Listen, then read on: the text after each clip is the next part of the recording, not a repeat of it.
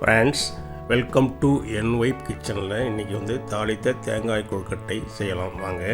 என் wife தான் செய்துட்ருக்குறாங்க. அந்த பொருட்கள்லாம் ரெடியாக இருக்குது. ஒரு வானல் என்ன பண்ணோம், ஒரு 4 டீஸ்பூன் எண்ணெய் சேர்த்துட்டு கடுகு ஒரு 1/2 டீஸ்பூன், ஜீரகம் 1 டீஸ்பூன், உளுத்தம்பருப்பு கடலைப்பருப்பு மட்டும் ஒரு 4 டீஸ்பூன் சேர்த்துடுங்க. அதுக்கப்புறம் வரமிளகாய் ஒரு 4, பெருங்காயத்தூள், கறிவேப்பிலை போட்டு வதக்கிட்டு கூடவே நறுக்கி வச்ச வெங்காயத்தை சேர்த்து அதையும் வதக்கிடுங்க.